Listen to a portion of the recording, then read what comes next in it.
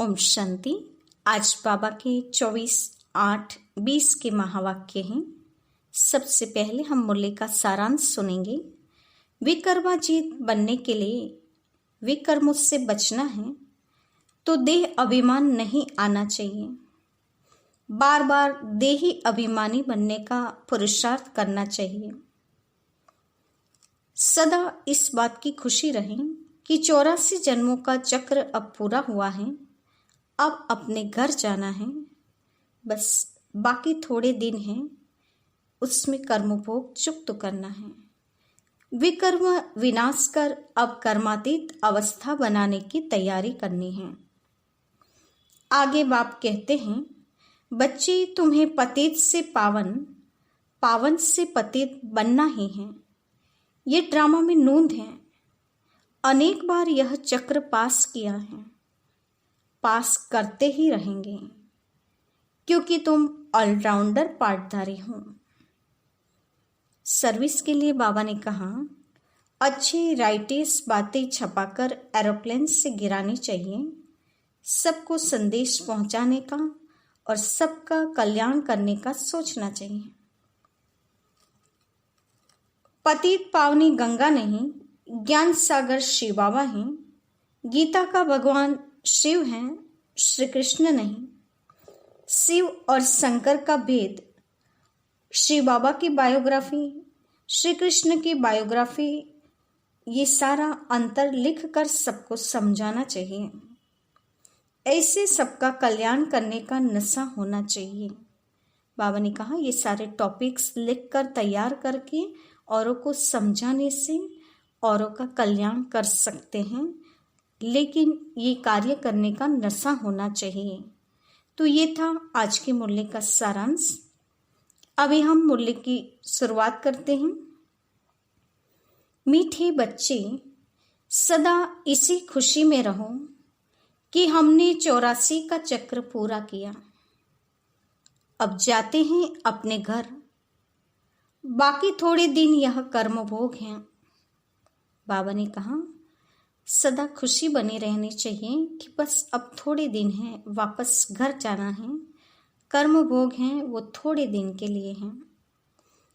आज का प्रश्न है, विकर्माजीत बनने वाले बच्चों को विकर्मों से बचने के लिए किस बात पर बहुत ध्यान देना है? विकर्माजीत बनने वाले बच्चों को विकर्मों से बचने के लिए किस बात पर बहुत ध्यान देना है? उत्तर है, जो सर्व विकर्मों की जड़ देह अभिमान है, उस देह अभिमान में कभी न आए, यह ध्यान रखना है। इसके लिए बार बार देही अभिमानी बन बाप को याद करना है। अच्छे और बुरे का फल जरूर मिलता है, अंत में विवेक खाता है, लेकिन इस जन्म के पापों के बोझ को हल्का करने के लिए बाप को सच सच सुनाना है। बाबा कहते हैं, विकर्माजीत बनने के लिए देह अभिमान का त्याग कर देही अभिमानी बनने का बार बार पुरुषार्थ करते रहें और कोई पाप न हो जाए उसका सदा ख्याल रखें, और यदि कोई हो भी जाए तो सच बताने की हिम्मत रखनी चाहिए। ओम शांति। बड़े ते बड़ी मंजिल है याद की। बहुतों को सिर्फ सुनने का शौक रहता है, ज्ञान को समझना तो बहुत सहज है। 84 के चक्र को समझना है, स्वदर्शन चक्रधारी बनना है, जास्ती कुछ नहीं है। तुम बच्चे समझते हो हम सब स्वदर्शन चक्रधारी हैं। स्वदर्शन से कोई का गला नहीं काटते हैं, जैसे कृष्ण के लिए दिखाया है। अब यह लक्ष्मी नारायण विष्णु के 2 रूप हैं, क्या उनको स्वदर्शन चक्र हैं? फिर कृष्ण को चक्र क्यों दिखाते हैं? एक मैगजीन निकालते हैं जिसमें कृष्ण के ऐसे बहुत चित्र दिखाते हैं। बाप तो आकर तुम्हें राजयोग सिखाते हैं, न कि चक्र से असुरों का घात करते हैं। असुर तो उनको कहा जाता है जिनका स्वभाव आसुरी है। बाकी मनुष्य तो मनुष्य है ना। ऐसे नहीं स्वदर्शन चक्र से बैठ सबको मारते हैं। भक्ति मार्ग में तो क्या क्या चित्र बैठ बनाए हैं। रात दिन का फर्क है। तुम बच्चों को इस सृष्टि चक्र और सारे ड्रामा को जानना है, क्योंकि सब एक्टर्स हैं। वह हद के एक्टर्स तो ड्रामा को जानते हैं। यह तो बेहद का ड्रामा है। इसमें डिटेल में नहीं समझ सकेंगे। वह तो 2 घंटे का ड्रामा होता है। डिटेल में पार्ट जानते हैं। यह तो 84 जन्मों को जानना होता है। बाप ने समझाया है, मैं ब्रह्मा के रथ में प्रवेश करता हूं। ब्रह्मा की भी 84 जन्मों की कहानी चाहिए। मनुष्य की बुद्धि में यह बातें आ न सके। यह भी नहीं समझते कि 84 लाख जन्म है या 84 जन्म है। बाप कहते हैं, तुम्हारे 84 जन्मों की कहानी सुनाता हूं। 84 लाख जन्म हो तो कितने वर्ष सुनाने में लग जाएं? तुम तो सेकंड में जान जाते हो। ये 84 जन्मों की कहानी है। हमने 84 का चक्र कैसे लगाया? 84 लाख हो तो सेकंड में थोड़ी समझ सकते हैं। 84 लाख जन्म है ही नहीं। तुम बच्चों को भी खुशी होनी चाहिए, हमारा 84 का चक्र पूरा हुआ। अब हम घर जाते हैं। बाकी थोड़े दिन यह कर्म भोग है। विकर्म भस्म हो, कर्मातीत अवस्था कैसे हो जाए, इसके लिए बहुत युक्ति बताई है। बाकी समझाते हैं, इस जन्म में जो भी विकर्म किए हुए हैं वह लिख कर दो तो बोझ हल्का हो जाए। जन्म जन्मांतर के विकर्म तो कोई लिख न सके। विकर्म तो होते आए हैं। जब से रावण राज्य शुरू हुआ है तो कर्म विकर्म हो पड़े हैं। सतयुग में कर्म अकर्म होते हैं। भगवानुवाच, तुमको कर्म अकर्म और विकर्म की गति को समझाता हूं। विकर्माजीत का संवत लक्ष्मी नारायण से शुरू होता है। सीढ़ी में बड़ा क्लियर है। शास्त्रों में कोई यह बातें नहीं है। सूर्यवंशी चंद्रवंशी का राज भी तुम बच्चों ने समझा है कि हम ही थे। विराट रूप का चित्र भी बहुत बनाते हैं, परंतु अर्थ कुछ भी नहीं जानते। बाप बिगर कोई समझा नहीं सकते। इस ब्रह्मा के ऊपर भी कोई है ना जिसने सिखाया होगा। अगर कोई गुरु ने सिखाया होता तो उस गुरु का सिर्फ एक शिष्य तो नहीं हो सकता। बाबा ने कहा, ब्रह्मा बाबा को किसी ने सिखाया होता तो केवल ब्रह्मा तो नहीं सीखा होगा, कोई दूसरे भी सीखे होंगे। तो यहाँ तो सिखाने वाला ब्रह्मा ही है। बाप कहते हैं, बच्चे तुम्हें पतित से पावन, पावन से पतित बनना ही है। यह भी ड्रामा में नोंद है। अनेक बार यह चक्र पास किया है, पास करते ही रहेंगे, क्योंकि तुम हो ऑलराउंडर पाठधारी। आदि से अंत तक पाठ और कोई का है नहीं। तुमको ही बाप समझाते हैं। फिर तुम यह भी समझते हो कि दूसरे धर्म वाले फलाने फलाने समय पर आते हैं। तुम्हारा तो ऑलराउंडर पार्ट है। क्रिश्चियन के लिए तो नहीं कहेंगे कि सतयुग में थे। वह तो द्वापर के भी बीच में आते हैं। यह नॉलेज तुम बच्चों की ही बुद्धि में है। किसको समझा भी सकते हो। दूसरा कोई सृष्टि के आदि मध्य अंत को नहीं जानते। रचयिता को ही नहीं जानते तो रचना को कैसे जानेंगे? बाबा ने समझाया है, जो राइटियस बातें हैं वह छपाकर एरोप्लेन से सब जगह गिरानी है। वह पॉइंट्स अथवा टॉपिक्स बैठ लिखने चाहिए। बच्चे कहते हैं काम नहीं है।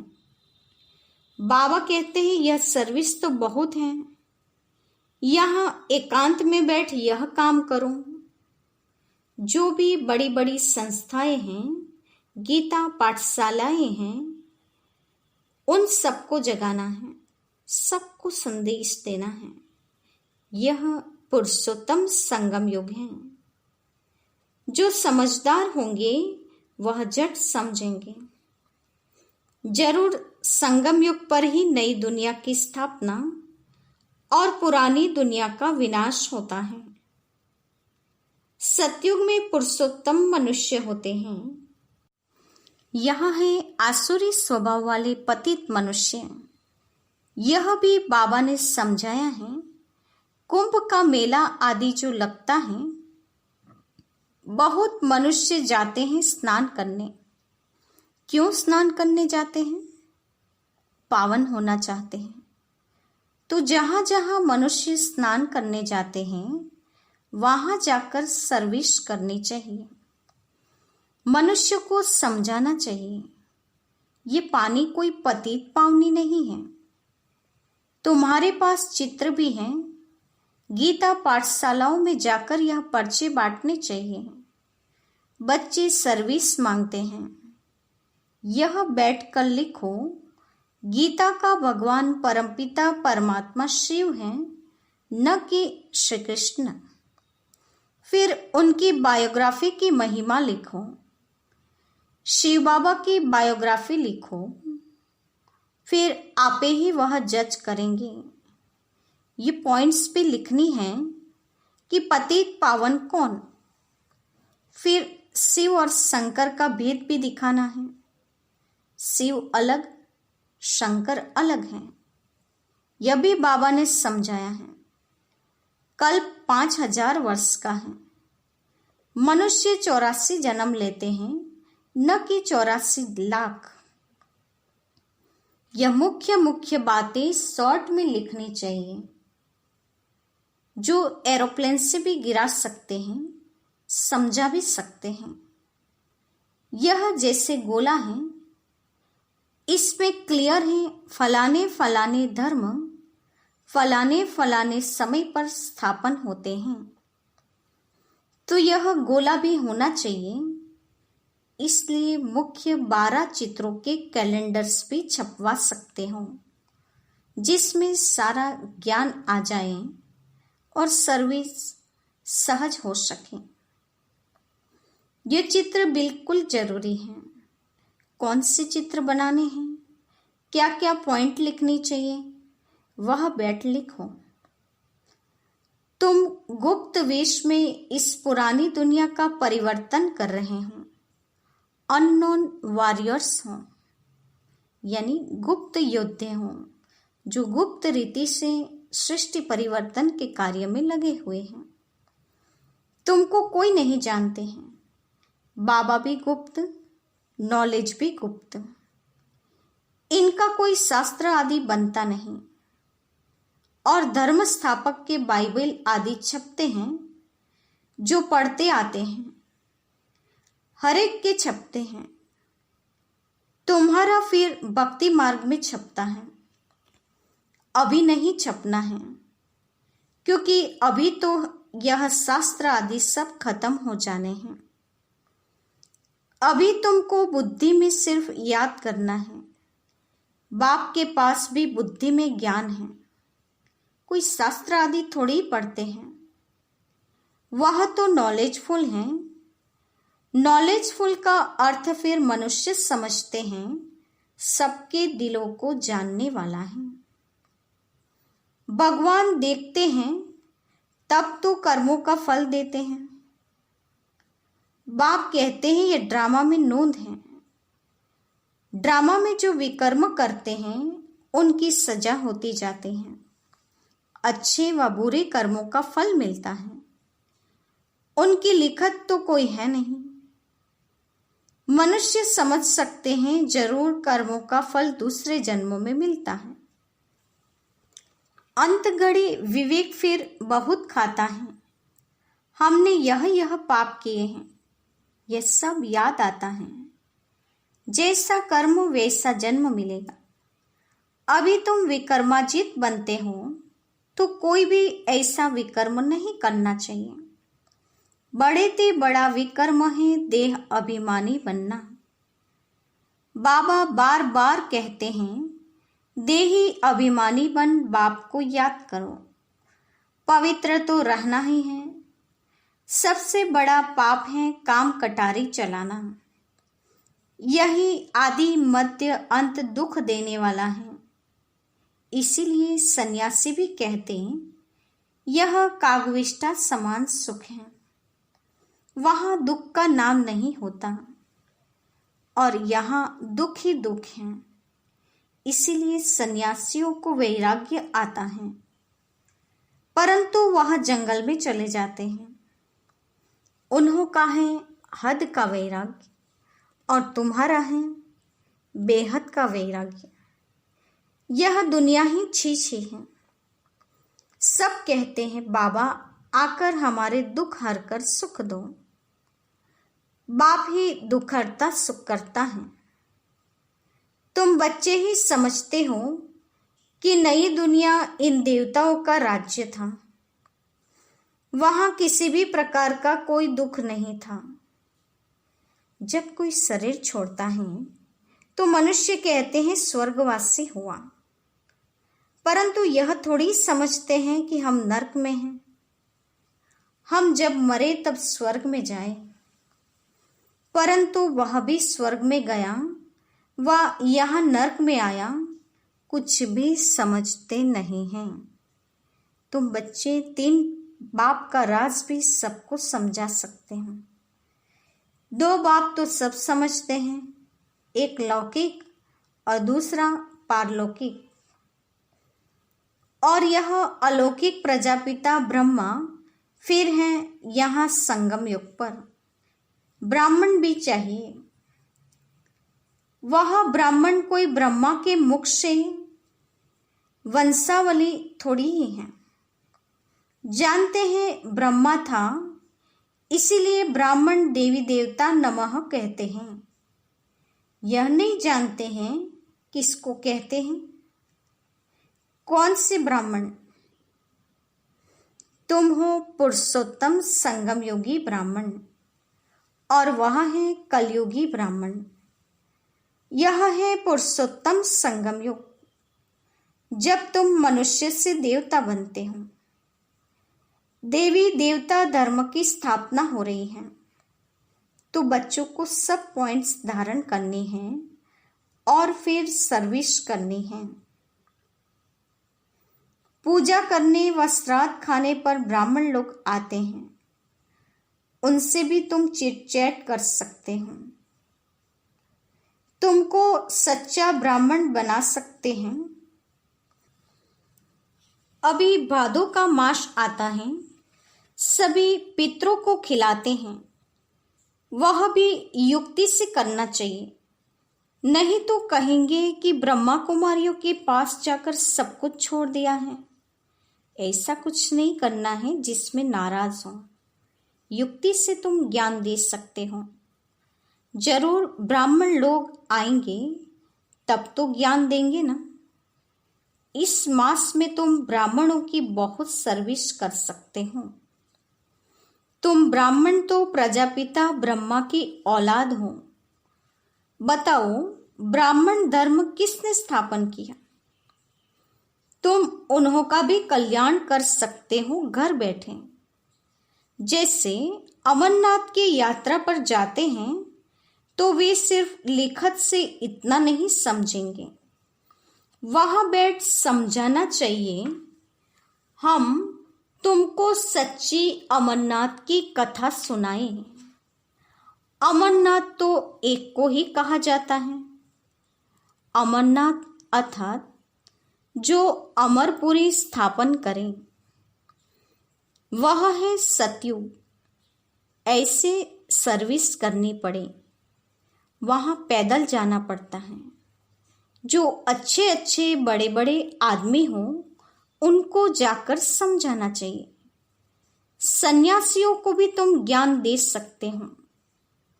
तुम सारी सृष्टि के कल्याणकारी हो।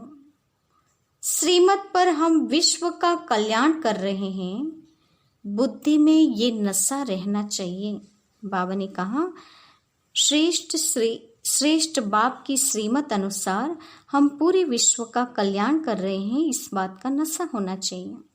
अच्छा, मीठी मीठी सिकिलती बच्चों के प्रति माता पिता बाप दादा का याद प्यार और गुड मॉर्निंग। रूहानी बाप की रूहानी बच्चों को नमस्ते। हम रूहानी बच्चों की रूहानी माता पिता बाप दादा को याद प्यार और नमस्ते। पूरी मुरली का धारणा युक्त मुख्य सार।